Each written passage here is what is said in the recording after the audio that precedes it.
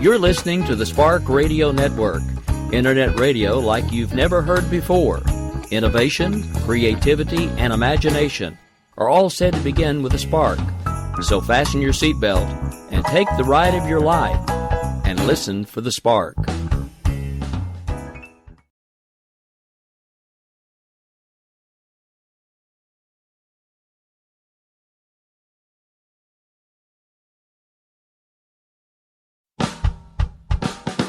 You're listening to the Spark Radio Network, Internet radio like you've never heard before.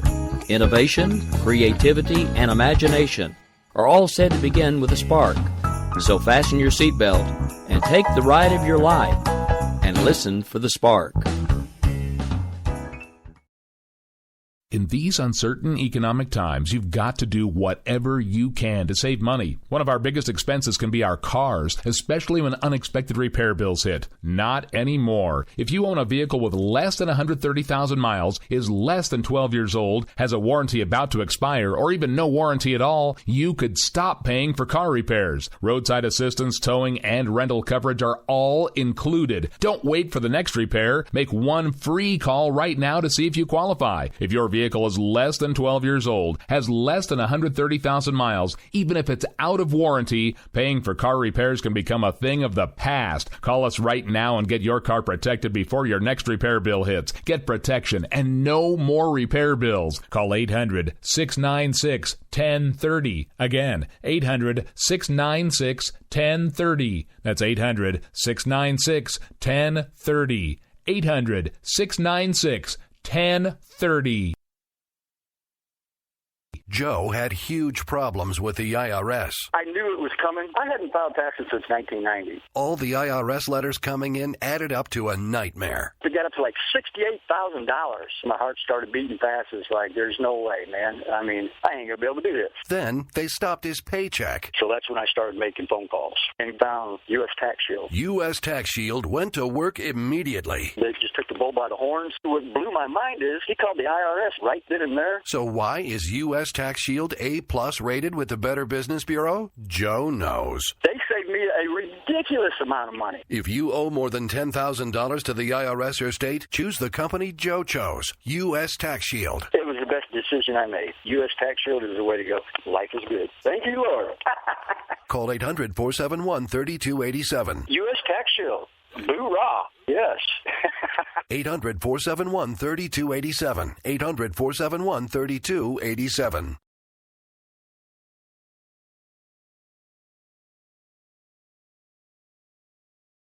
The Internet will never be the same. You're listening to K98Talk.com. Whoa!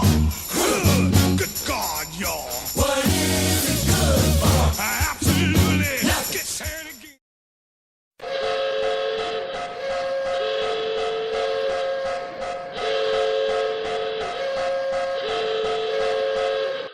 Ladies and gentlemen, may I have your attention please? America Off the Rails has been declared a conservatives-only safe zone. Only conservatives allowed from this point forward. Any liberal, socialist, butthurt, hippie, tree huggers, please exit the facility immediately. Again, attention please. America Off the Rails is now designated as a conservative safe zone only. All butthurt, tree-hugging, hippie, free-to-be, you-and-me types exit the facility immediately. Thank you. We will keep this promise to the American people. If you like your doctor, you will be able to keep your doctor, period. If you like your health care plan, you will be able to keep your health care plan, period. This is the most transparent administration in history. Not even a smidgen of corruption. Fact is, we had 4 dead Americans. What difference at this point does it make? If you got a business, you didn't build that. Oh, welcome to the face. Welcome to the face of the new democracy. Don't expect us to admit a mistake. We're paying off election. Keep on doing what you do, Rick. You're my favorite host. It's time to hear the truth about America's biggest challenges. You're listening to America Off the Rails with your host, Rick Robinson. All right, folks. Well, happy Monday evening. That's right. This is America Off the Rails. I'm your host, Rick Robinson, and it is Monday, January 25th, 2016. And I am joined by a very special guest. We've tried to do this once before, and as a bad host, I left one of the Skype accounts down, and he was messaging me and couldn't ever get a hold of me, and I'm talking away on the air, going, where's he at? And it turns out it was on my fault. So we managed to get him on for like the last 10 minutes of the show, the first time we ever tried to do this, and for once, I actually managed to get it all lined out. So this evening, we are joined by the one, the only, and there is no other, Mr. Daniel Stafford, the host of the Stafford Voice. Good evening, sir. How are you? I am marvelous. I'm sitting here. I've got a plate full of brownies, after the show brownies, that is. I'm living large right now, buddy. So you brought brownies to the show, and you didn't share. Right. I'm really not feeling the love here, Daniel. I just got to be honest. I'm not necessarily feeling the love right now. So wait, you haven't gotten yours yet? No. Was I supposed to be? I mailed them out like a week ago. You know what? I have a house full of kids. I bet you they disappeared before I ever knew they were here. They could probably smell how awesome they were. So that's probably what happened. I probably should have put them in some shrink wrapping or something so they wouldn't notice, but my bad, dude. My bad. Yeah, see, the last time I got brownies, it was from when JD was in California. Really figured the kids would have figured out not to get into brownies that come in the mail, but, you know. That might have been why they wanted to get them. That is true. It might have been a good incentive. All right, so since we didn't do this very well the first time, why don't we go ahead and start the beginning of the show, since you are going to be on in a few places they may not quite know who you are yet. Why don't you tell everybody a little bit about yourself, what it is that has started you to get into this little game that we call radio, and all the particulars there. Wow, that's kind of hard to do. Well, I've been doing this talk radio thing, I guess, now for 2 years. Roughly 7 years ago, I jumped into the political arena where I started a little website called the Stafford Voice. Covered pretty much just current events, tried to explain how they affected those around me and how they were affecting me as well. I got really fed up with some of the stuff I was seeing.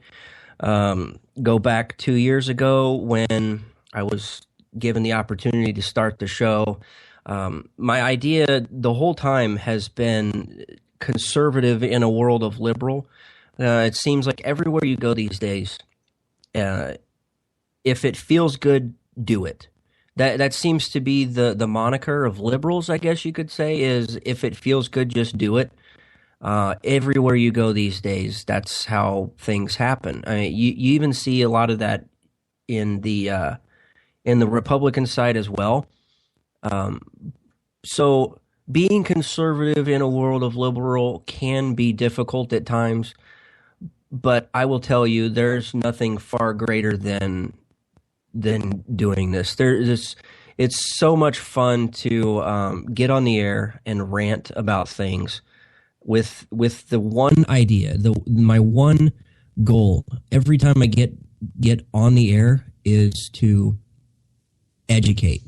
It's not about, there's some opinion that comes along with it, but the whole idea is to present all of the facts, give a little bit of opinionated talk around it, but it's to arm you as a listener with knowledge so you can go out there and help be the change, help be what so many people get tired of seeing, and that's the same stuff day in and day out. So, and the only way to do that is to be the change yourself. Or if one of the things I like to think about constantly is every day to be somebody's miracle. And you can only do that if you get up off the couch and go out there and put your shoulder to the wheel and do it day in and day out. And that's kind of the show in a roundabout way. It's to educate. It's to teach people so they can learn something if you don't learn something from my show, then I have not done my job as a host. You know, it's interesting. I ask all of the guests that are involved in talk radio to do what you just did, and we all basically kind of started the same thing for the same reasons, not necessarily around the same time frames, and I didn't start out with a full-blown website. I actually started all of this as a Facebook page, and it actually started around the concept of another show, which is actually the one that launched my whole network, and that was the show that eventually became Finding Common Ground. It started with a much cuter name, with like cartoon animal like icons and everything, and then at some point it just got more serious, so we started taking it more seriously. But it's interesting because everybody from you to Rod Eccles to a bunch of other people that I've had on here and I've asked that question, it's all kind of started the same way. At some point we started with what was available, and it just felt like we weren't reaching enough people, and and a lot of it goes exactly like your conversation, you know. And honestly, I say almost the same thing that you just said just a moment ago at the end of almost every single show. I don't care if you disagree with 99% of what I say. In order for you to make change, first thing you have to do is get off the couch. The next statement I usually make is put down the remote, but right. All right. Yeah. No, go ahead. Sorry. Hey, I was going to say, you know, that's one of the things that I enjoyed doing as I'm talking the whole time, and even in the chat room, I see so many people sitting in there, and they're chatting back and forth, and it reminds me of, and I'm a relatively young guy. I'm only 35, 36 years old. Oh, good so God, you're a pup. I can't talk to you anymore. No, okay, but you turn on the old classics, and when the children would sit around the radio, and that's how they would get their news. That's how they would get their entertainment. They would sit there as a family, and they'd invite their friends over to listen to a program. That's how it is for me and my show. I've talked about that a couple of times. As a matter of fact, I had a listener call me on a Saturday. I don't do a show on a Saturday, but to be able to sit for an hour or an hour and a half with a listener that wanted to talk about something and just to catch up on things that we've never met. He only knows me through the show and through social media, but to be able to sit there, it feels like friends. It feels like family. And so, and I've talked about that on my show before. It's when I look into the chat room, I see friends and I see family, and I hope that people don't have their TVs or any other distractions. It's hard enough to be able to jump on here and talk about some of the stuff we talk about, because it's not easy. Some of it's not. Like tonight's show, for instance, you know, trying to define what it is to be a conservative, that's a hard task. I mean, I think about that day in and day out.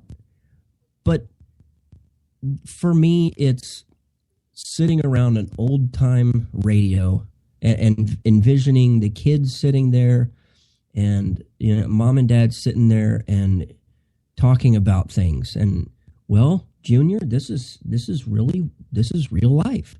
But so, I mean, that's, in a nutshell, that's really what it's about. This is about family, man. This is really what it is.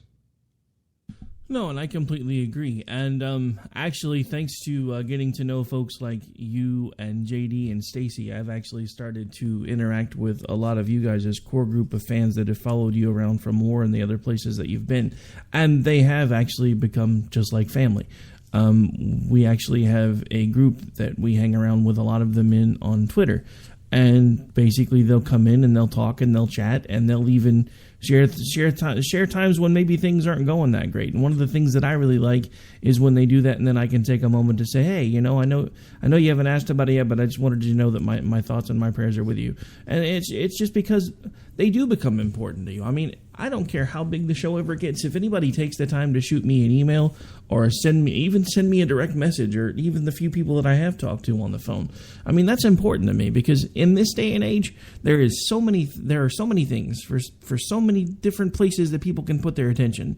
And the fact that even if it's just, I mean, not everybody listens to my show 5 days a week. I understand that. Some folks like it on certain outlets. Some folks prefer it on others. And some folks just like to listen to it on a podcast, and they binge listen to them, and then they're done.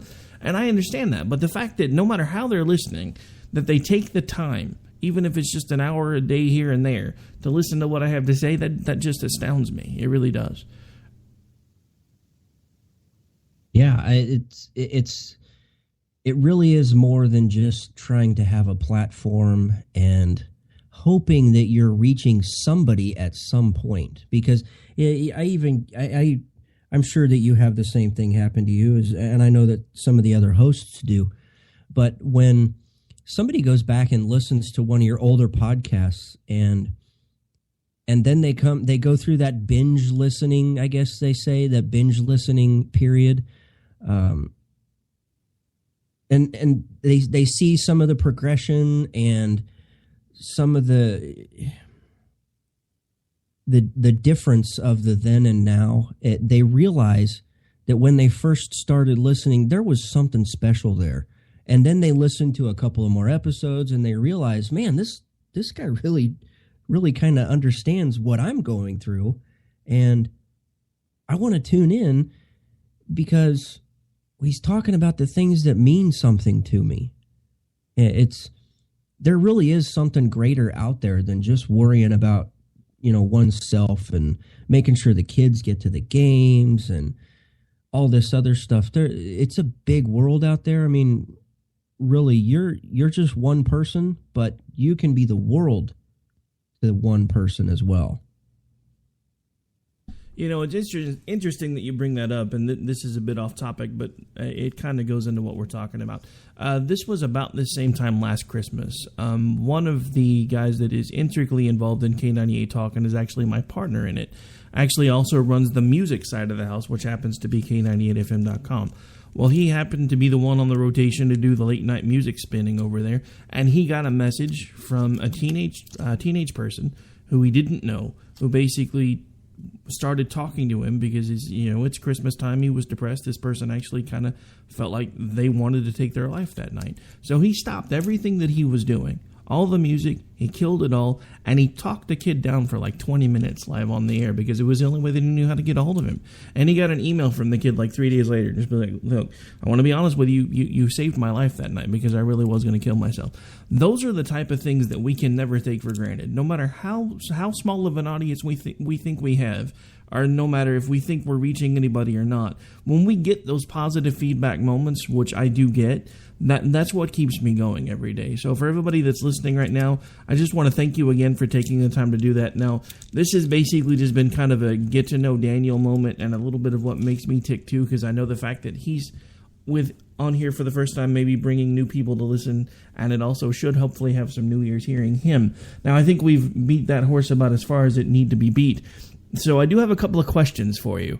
And you've already answered these on your show, but again, these are probably, or at least hopefully, the idea is to get some new ears hearing you, because this will go out among several affiliates that you don't typically air on, including iHeartRadio.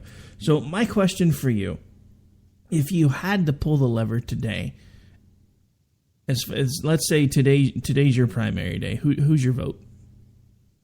Ted Cruz. I would have to agree.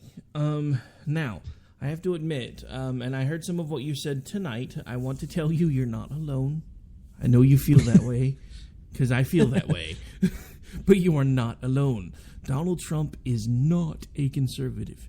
He's never claimed to be a conservative. And all these people, it's like people with their pets. We have all these dog and cat owners that are, oh my God, he smiled at me. Ooh, he's laughing. No, they don't feel emotions the same way we do. There are people that are ascribing conservative principles to Donald Trump that do not belong there. They don't. And it just really is that simple. So I just wanted to take a moment and just say, you're not alone. Now, for anyone who wants to argue with you, I have a couple of clips. If you want me to, I can send these to you. But these are some of the things that he said in his own words. I don't know if you've heard them, but this is one of the latest ones, and this was one of the ones that just kind of had me thinking that hopefully he's going to start losing some of this anti-establishment crowd. This will run for about a minute and a half. $50 billion that we give Iran plus plus we release their hostages and they give us nothing. This is shameful. Our country should be better than that. We need to be first, and what we need is a great negotiator so that our country is first. Do you agree with Donald Trump that you need to be a little bit establishment? Hey, he didn't say we need to be a little bit establishment. What he said is you need to put people in a room to get things done. What we need to do is to fix it. People are so you literally tired said, of the let's gridlock. get to be a little establishment. If you'd like me to answer the question, I'll be happy to. What he said is you need to put people in the room so that you can get a deal done. Life is about deals. Putting 2 people in a room or 4 people in a room and making sure you can talk through it so that it is best for the country, that's what our country needs. You need a strong leader to get those things done. We need to negotiate better. We need to have better trade deals with our partners. We need to have a better deal when it comes to the economy. Because he's a strident guy. No, you cannot have that. I told you, he's trying to paint me as part of the establishment. And somebody said, establishment? Well, how come Sarah Palin just backed up establishment? And you know what? There's a point at which let's get to be a little establishment. We got to get things done, folks, okay? Believe me, don't worry. We're going to make such great deals. But at a certain point, you can't be so strident. You can't not get along. Do you agree with Donald Trump that you need to be a little bit establishment? Hey, he didn't say we need to be a little bit establishment. What he said is you need to put people in a room to get... Let's get to be a little establishment. You literally said, let's get to be a little establishment. If you'd like me to answer the question... Let's get to be a little establishment.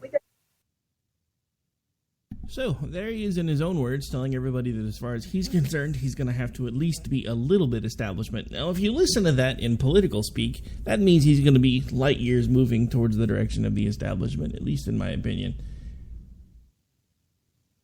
Well, I mean, I couldn't really hear what he was saying, but you couldn't hear it? I looked. That's odd. No, I couldn't hear it. It didn't play for you at all? No. That's odd. Normally it will. Thank you. But that's okay because no, it's okay. That was one of the I think kind of where you're going with this is, and I saw this earlier today in an article that I looked at where they were talking about how Donald Trump is the type of guy that he's very strategy oriented. He realizes that in order that Ted Cruz, in his opinion, has alienated himself by saying he's a conservative, he's this, he's that he's not able to reach a broader group of people like he is. And Donald Trump, he is at least he is as established as somebody like Hillary Clinton is, because Trump has bought and paid for most of those on Washington and in the financial field. He's bought and paid for most of them. So he's as establishment as you can get. Yeah, okay, so just to back everything up, just so you can know exactly what that clip was about, and I apologize, again, that must have something to do with the Skype update, because normally folks can hear the clips just fine. Anyway, I'll have to track that down before the next time I have a guest, which luckily isn't for about another week. Basically, that was Donald Trump saying, and it was actually one of his spokesmen on CNN, and they basically tried to do a gotcha moment, and the spokesman completely played it off because they said, do you agree with Donald Trump when he said you have to be a little bit establishment? And the guy's like, well, no, he never said that. What he said is you have to get everybody in the same room to be able to get deals done. And then they played the clip of Donald Trump exactly saying, well, let's be real, folks. We're going to have to get a little bit establishment if we want to get things done. In political speak, like I said, that just means he's basically going to sell out to make deals. And it's interesting that you brought up the fact that he likes to buy and sell things, because I don't know if you saw this little piece, but I thought it was interesting. There are apps that you can go to that will tell you how authentic people's Twitter followings are. Donald Trump has 1.5 million followers that appear to be either bought or paid for. And by bought, I mean automated. 1.5 million. Yeah. And I mean, that's of how many Twitter followers does he have? I don't know. I don't really look, just to be honest. But I'm interested because, I mean, that's 1/5 of how many Twitter followers he has.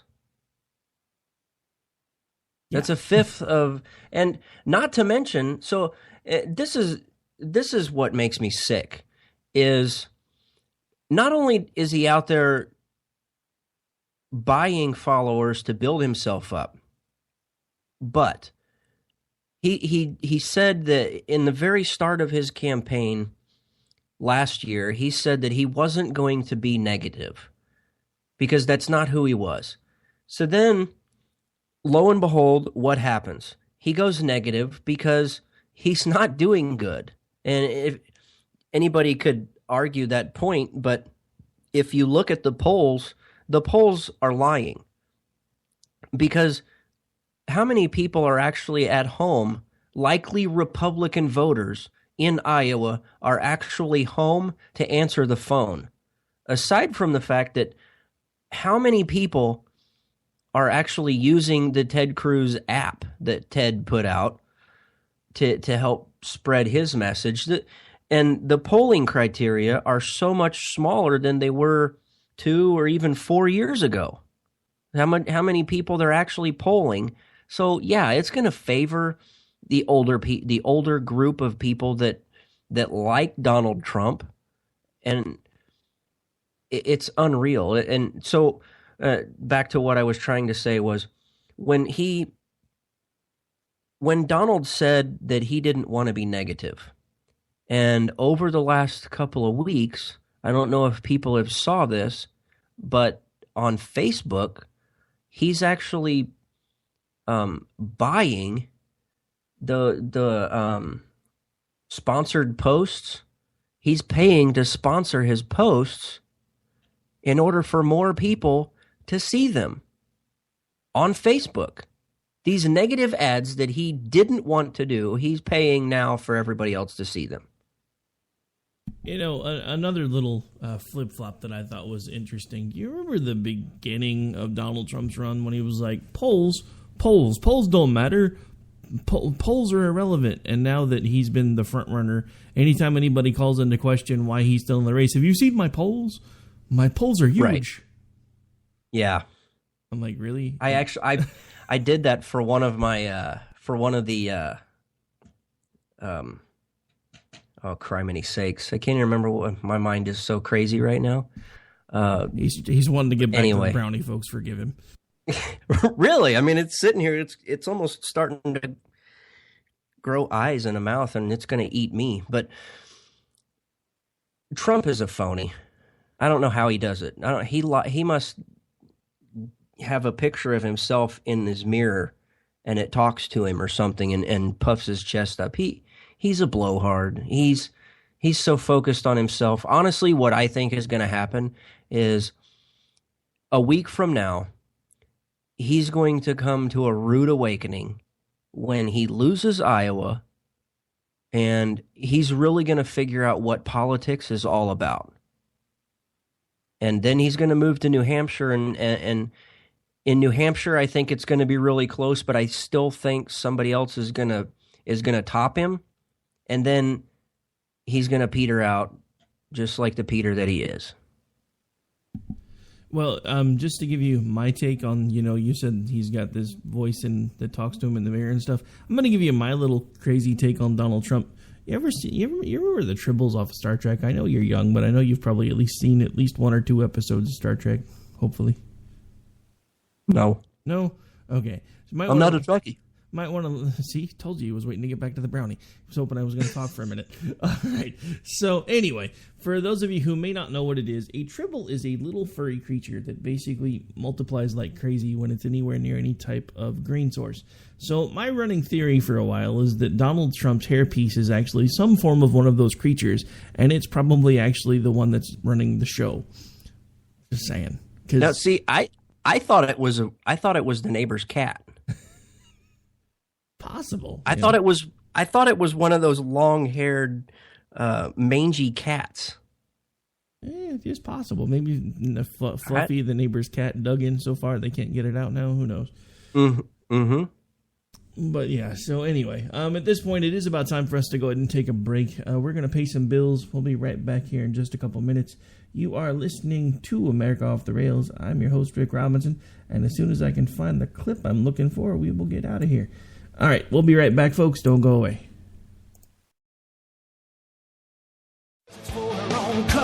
we got a pen and telephone to bypass all your laws. All right, folks, this is Rick Robinson with you. I want to tell you about some friends of mine from a company called Security Enforcement Specialists. When I ran my security agency for 12 years, I worked with one of these partners on a daily basis. He's been involved in this agency now, and with his other partner, they do have over 30 years of experience in the private security industry. If you own a business and you need someone to keep you or your customers or residents safe, then I highly recommend contacting Security Enforcement Specialists today. Give them a call at 405-703-1796. Again, that's 405-703-1796. Again, tell them Rick from K98 Talk sent you. Like I said, if you need the help, they are here for you. So make sure that you go look them up, check them out, and see what they can do. The wrong way. Welcome to the place. Welcome to We will never fully understand what we've asked of our military service members or their families, asking them to put themselves in harm's way, to endure it all. But we do understand that it's our turn, our duty, to keep them secure for the rest of their lives.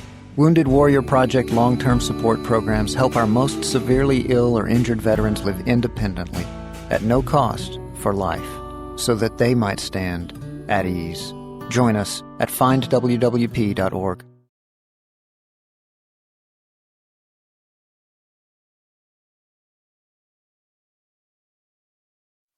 If you want to work until you keel over, have less of everything in retirement, or give back more of your hard-earned money to the stock market again, then just ignore me. But if you'd like to protect the money you save, receive a steady, predictable retirement income, and enjoy financial security for as long as you live, then listen to this.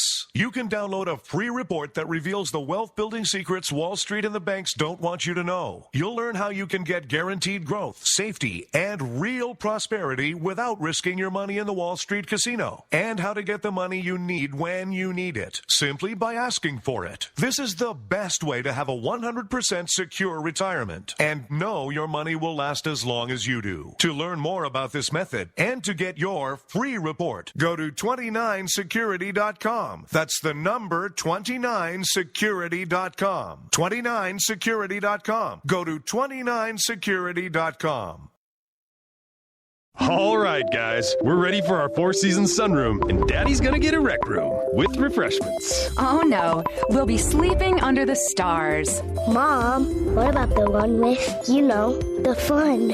Nice try, little bro. It's a gym. My gym. Hey, Grandma's getting her Four Seasons garden room. Weather tight and still like being outdoors. Maybe a living room. Oh, no, wait, a family hub. Yeah! No matter what the budget, the season, or the climate, Four Seasons Sunrooms let you and your family enjoy the outdoors inside. Call now to receive your free, no-obligation brochure from the premier manufacturer of sunrooms since 1975. More reasons for Four Seasons now. To find out more, call toll-free 800-928-7007. That's 800-928-7007. Call 800-928-7007 today.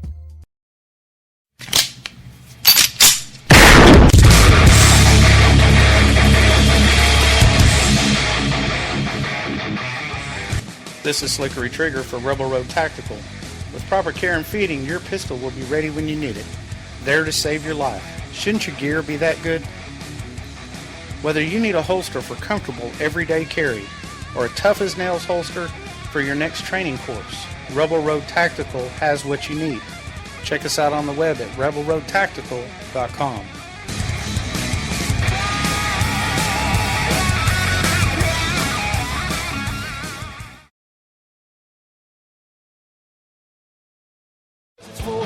Calls, we got a pen and telephone to bypass all your laws. Political correctness will replace the Bill of Rights. Support religious freedom, bless you, pray to Jesus Christ. The press is in our power. All right, folks, we are back. We are live. This is America Off the Rails. I'm your host, Rick Robinson, and we're going to continue the conversation with Mr. Daniel Stafford here in just a second. I just want to take a second and give a shout-out to a couple of the sponsors. I know I just played his spot, but he's in the chat room, so I got to give a shout-out to the one, the only Mr. Slickery Trigger, the owner at Rebel Road Tactical. Also, since I haven't mentioned them in a while, concealandcarry.net. Pretty easy to find. Put the word conceal, the letter N, the word carry.net in your browser. Click on it. It'll take you to a map of the country. Click on the state where you live. You can find shops that sell the ammunition, weaponry that you're looking for, and even provide the classes so you know how to use them. Also, one more, and I promise I'm working on their commercials, just don't have it put together yet. And that is politibrick.org. Pretty easy to find them as well. You can put their name in a browser, pull up their website. You can find their commercials on YouTube. You can also find them on Twitter. They are offering a special right now. You can get all 6 of the bricks they have put together for $5, so go hit them up. I don't know about you guys, but if you are as big as a political nut as I am, especially on the nights when you have to listen to the Democrats talk, I usually want to throw something at my TV. They've remedied this for me because now I can throw something at my 55-inch TV and not run the risk of breaking it because it's made out of foam, but it looks like a brick, so it's fun. Not only that, but it's been an interesting conversation piece when folks come over for dinner. So feel free to look them up as well. And at this point, we're going to go ahead and get right back to the show. And without further ado, here again is Mr. Daniel Stafford hanging out with me. Hey. So the good news is, folks, he's finally finished the brownie. No, I'm not bitter at all. That's not the reason why I keep mentioning the brownie.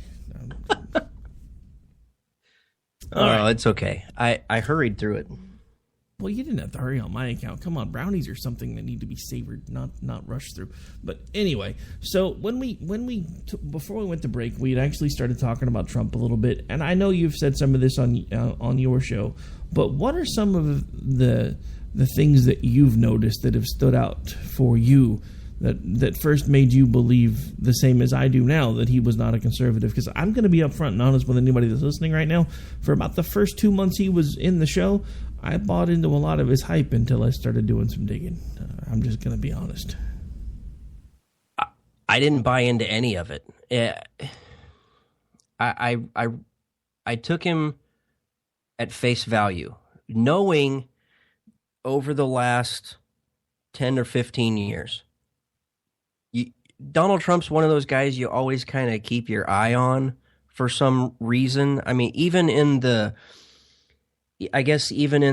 financial world, when you get these huge multi-million/billionaires, what they're doing with their money, you kind of want to see what's happening because you may want to kind of follow what they're doing.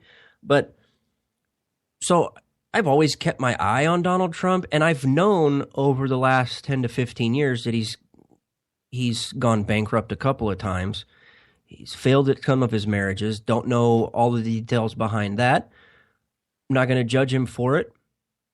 But I knew going into this, or into him jumping in, that I was going to have to take him for what I had already known, that he was extremely full of himself, and that's not the type of crowd that I like to run with. So when he got out there and he started talking about this and that, it just comes across as lies, and it came across as just slime when he first jumped in. And I didn't like it. The only thing, as the Republican Party, I mean, if I was Reince Priebus, what I would have done is say, okay, look, Donald, here's what we really want to see from you. We recognize that you're probably not going to be the one that gets elected, but we want you to stay in only because you can, A, bring a big crowd, 2, you spout off at the mouth and it's like watching a train wreck, and 3, you got a lot of money. We want it. We need it. We've got a good message, and we want to push it, and we can't do it without you. I mean, those were the 3 things that I would like to see happen.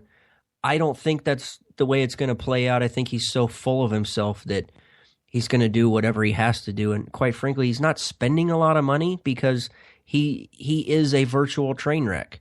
When he gets out there and says some of the things that he says, it creates a media buzz and people want to bring him on. So you don't have to spend a lot of money.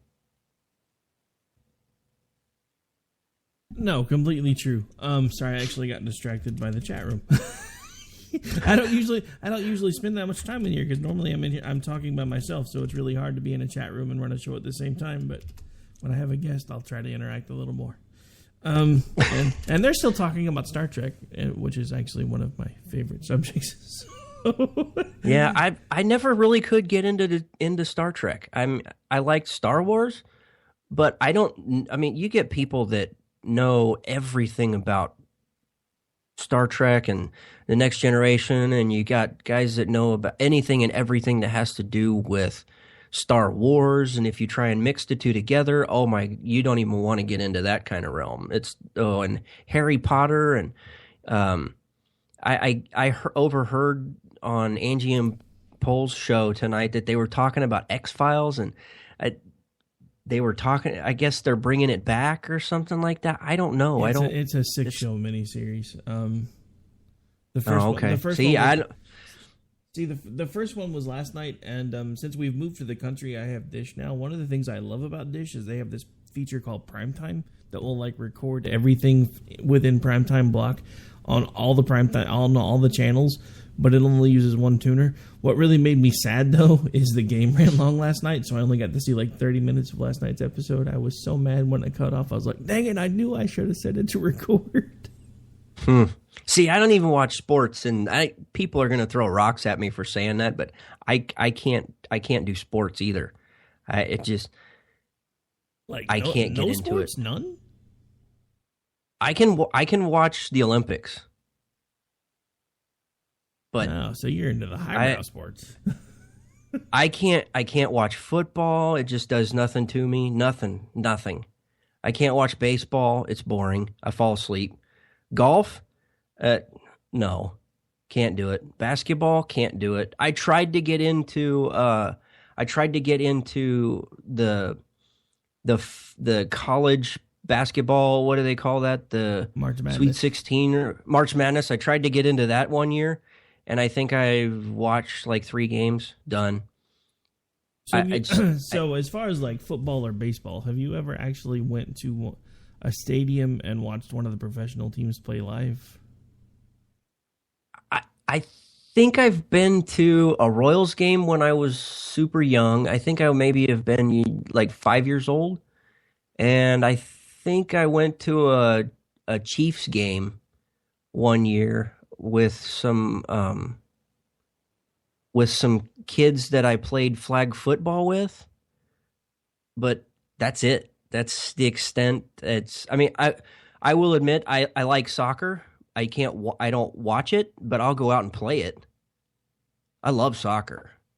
No, well, there was a reason I was asking, because as a kid, I really wasn't a large sports fan either. Most of it was that, the house I grew up in, I was the Alex P. Keaton of my house. My parents were completely liberal. One of the things my dad would do anytime I ever even tried to turn on professional sports was, don't watch that crap. Those guys are making millions of dollars for playing the same game I used to play in my backyard. It's freaking pointless. Yes, that's exactly what I say. So I never really got into it. But then when my mom moved on, a nice way to put it, married a drill instructor, we started moving all over the country. Well, when I moved to Seattle, we actually would go to games every once in a while. And that was when I actually started getting into sports. It was something about being in the arena and feeding off the energy of the crowd. And it actually started getting me into more of things like football and baseball. Of course, back then, when you went to watch the Seahawks play, it was usually to watch whoever they were playing against, because back then they really, really sucked. But that's another story. I will say the Mariners were kind of the same way. You didn't go to watch the Mariners play; you went to watch whoever was going to beat them. See, I'll admit there's another thing that would keep me from going to a game, to a stadium, is alcohol. I absolutely cannot stand being around people who are alcohol improved. I will straight up throat punch somebody at the first sign of being stupid with alcohol. Can't say much there, because I actually do occasionally allow myself to be improved by alcohol. So. No, that's okay, but there's far too many times I've been around some pretty crazy people being in the military, some pretty crazy people that really couldn't handle their alcohol. And I think it probably scarred me, and I just hate it. Doesn't work. Well, yeah, no, I mean, I can understand that, and it's just one of those things. But yeah, so I mean, for me, sports was never really a big deal either. Now I have always liked college football because that even to this day, I feel like that's kind of when they try harder because they haven't made it yet, so they're still hungry. Kind of like, you know, you and I on the radio, we actually do lots of research of our own and don't have an entire staff to go, oh, here's your show prep. Bastards. Well, I mean, I liked, for a while there, I really liked high school football because these kids were going out and they were playing really hard. And it was actually fun to watch. My son and I, we would go to some of the high school games when they would play locally. And we had fun doing that, but he's grown up, out of the house, married. It's whatever.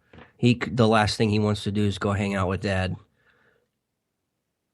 Yeah, it gets to that point, and that's one of the. I have friends that are just now starting to have children, and they're all like, "Oh, he's so wonderful," and I'm like, "You better enjoy it now, because in about 10 years, they're going to be leave me alone." Because that's pretty much what happens. They get older and they move on with their lives. Yeah. Anyway, you kind of seem like you took a downward turn. Maybe we should change the subject. No, I was trying to get caught up in what they were doing in the chat room. I knew I saw something that Slick put out talking about January 29th is Grass Killing Day. And I know Friday is his birthday. He's probably going to lambast me for saying that, but yeah, Friday's his birthday. So shout out to Slick on that. Happy birthday. Early birthday. In case I forget, I won't. It's already on the calendar. So you beat me to it. I was actually going to give him a shout out on the air on Friday, but that's all right. Oh, okay. Well, you'll still get to. That's all right, just in case I forget now. Happy early birthday, Slick. Because you're probably going to be so drunk you won't want to listen to me on Friday night anyway. All right. So, we are getting towards the end of the show. So, I've got one other question, and this is just something, again, that I've kind of found by doing my own research. And a lot of folks are starting to look at me like I'm crazy, but I just wanted to see if maybe you've started to draw a similar conclusion, or maybe I am crazy. After listening to Donald Trump talk about how he needed to be a little more establishment, and then there was a clip that came out where he talked about how the country actually needed some form of socialized medicine, and not only was he going to fix Obamacare, but he was going to make sure the government paid to make sure everybody was covered, and the plethora of other things that he said. The thing that I'm slowly starting to come to terms with is not only is he conservative, or not conservative, sorry, and you'll have to forgive me, I actually stayed home from the day job today because my voice was going out on me. It seems like it's about to start trying to do it again. But anyway, so back to what I was saying a moment ago. Not only is he not conservative, I think if you really want to get pretty close to his political stances, I think his closest equivalent would be Bernie Sanders. Yeah, I would agree. Bernie is all about giving you anything and everything and really not having a way to figure it out. But Trump isn't afraid to give you everything and give you a roundabout reason how he's going to do it. I mean, there's going to be double and triple talk. And if you cut out all of the, well, I'm such a great guys or us and this and that's, you'll figure it out. But Donald Trump is classically liberal. He will give it all away because he knows in the business world he can make another deal to pay for it. But in Washington, things don't work that way. Now, see, the one thing that that I would disagree with, and it's only a syntax thing, in my estimation, classically liberal is a lot closer to conservatism than it is the liberal movement that we see now. JFK was more of what I like to consider a classic liberal, and if you read through most of what he wrote and said, he would probably be framed as a conservative today. Not in everything. I I would agree. Yeah, I'm saying classically liberal as in the sense of classically Democrat per se, not classically as in the sense of being classically liberal like most of our founding fathers were when they came over, and then they helped build the foundation, which in turn created the actual conservative movement across the United States. Yeah, pretty much. Slick, I'll give you one better. He's not just a lying sack of crap. He's a crap weasel. I'll let you say that since this is your show. Yeah, I could say it. That's actually not something that we would have to edit. Actually, in one of the other groups that I am in on Twitter, there has been a phrase going around for the last several weeks, pusillanimous crap weasel. You might want to look the word up if you haven't. That's about the only thing I can't say about Donald Trump is he's definitely not pusillanimous, because it's basically a really fancy word for basically saying someone who's cowardly. But he's not that, but he is definitely a crap weasel. And the thing about it is and it's funny because you hear all these people with all these stupid things that he said, like, well, if she wasn't my daughter, I'd date her. And I could shoot somebody in front of everyone and I wouldn't lose any poll numbers.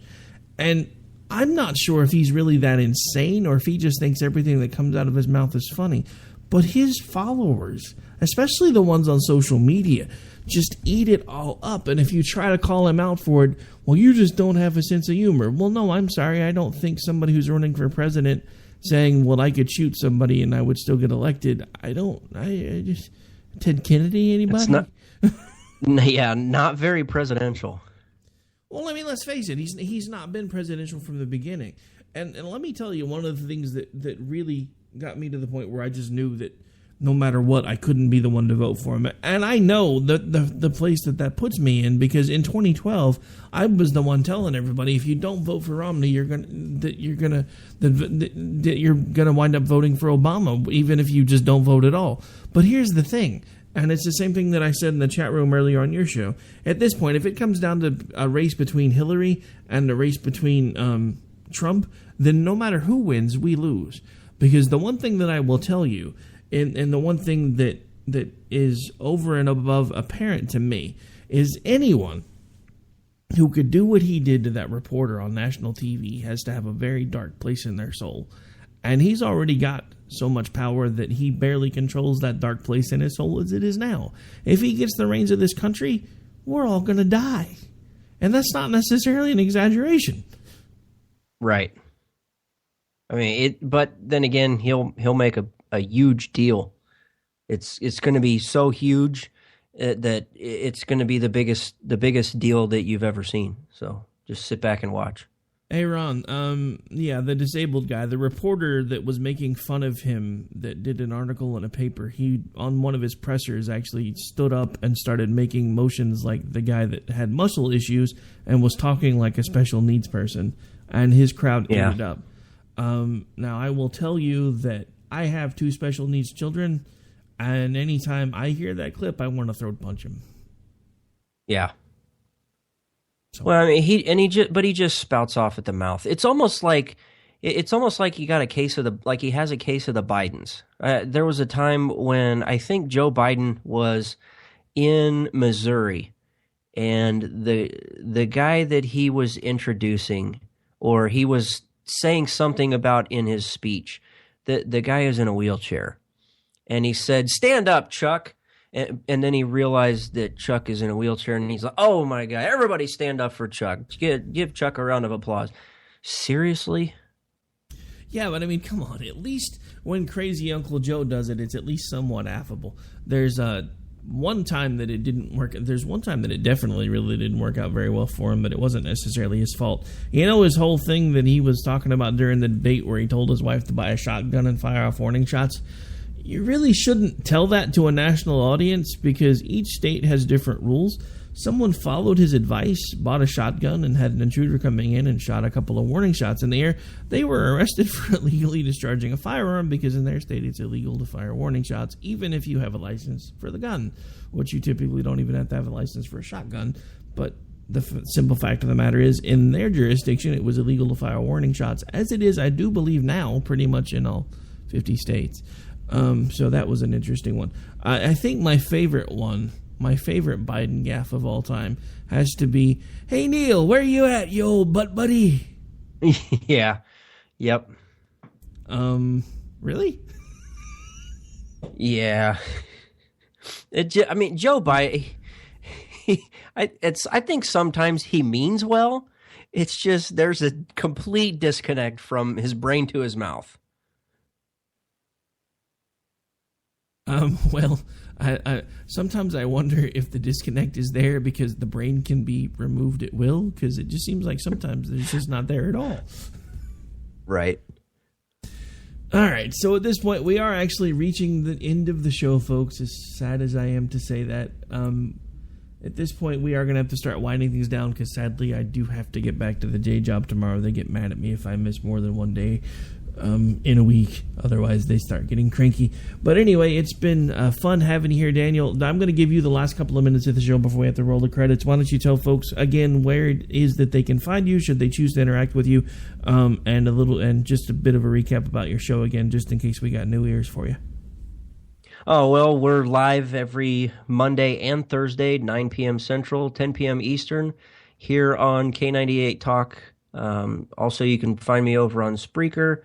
You just look for the Stafford Voice. Speaking of which, you can find me on the Facebooks. If you need a little more than 120 to 140 characters to get your point across, I know sometimes I do. Just look for me on Facebook, the Stafford Voice, or if you just want to hit me up on the Twitters, you can do so at Stafford Voice. All right. Well, folks, that is going to do it for this particular episode of America Off the Rails. I'm your host, Rick Robinson. I'll be back with you live tomorrow night. I'm not sure if I'm going to be doing a show Thursday or if it'll be a roundtable like it has been after every other debate, but we'll let you know. Until I see you, keep your powder dry, get off the couch, put down the remote, find a way to get involved. Even if you disagree with 99% of what I say, the only way to make a difference is to do something. Good night, folks.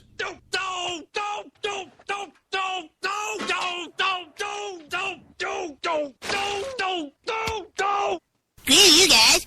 I'm going home. Later. Game over, man. It's game over.